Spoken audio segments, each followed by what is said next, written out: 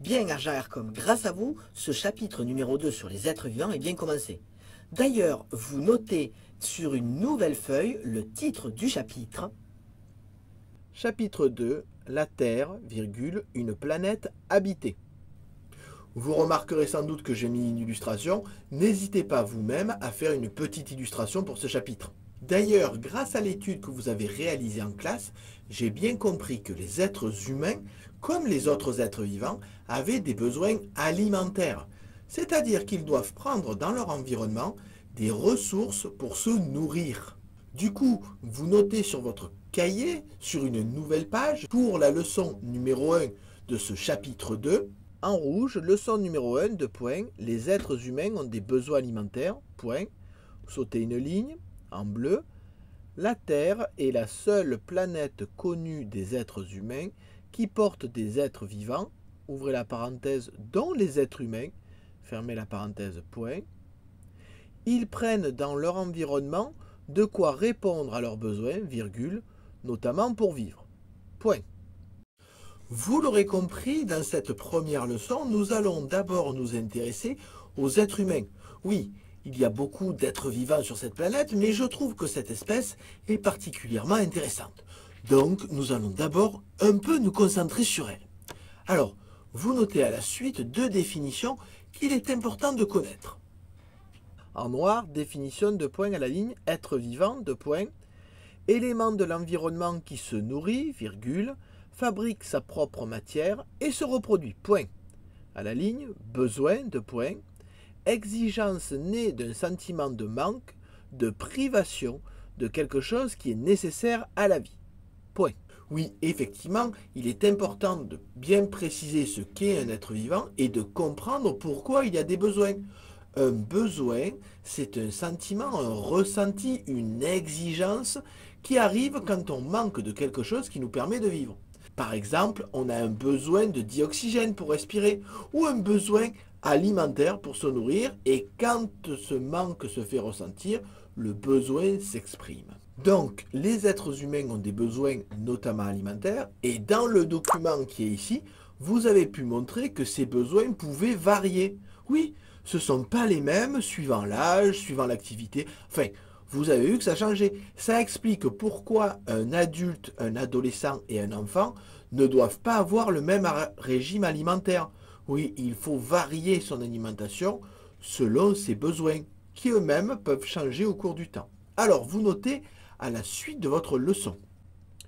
Grand 1, les besoins alimentaires ne sont pas toujours les mêmes. Point, sautez une ligne en rouge. Tous les êtres vivants ont des besoins alimentaires, c'est-à-dire qu'ils doivent consommer de la matière pour pouvoir vivre, point à la ligne. Pour les êtres humains, virgule, ces besoins ne sont pas les mêmes pour tous et à tout moment de la vie, point. Ils peuvent varier selon deux points à la ligne tirée le sexe de l'individu, virgule, à la ligne tirée l'âge, virgule, à la ligne tirée l'activité physique, entre parenthèses, volontaire ou liée à l'environnement, point. Donc effectivement, les besoins alimentaires des êtres humains changent au cours de leur vie.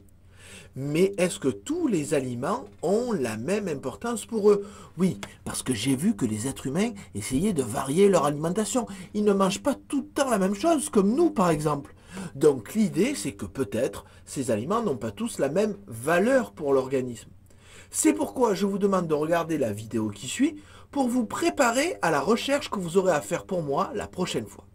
Allez, bon visionnage, préparez-vous bien et à bientôt.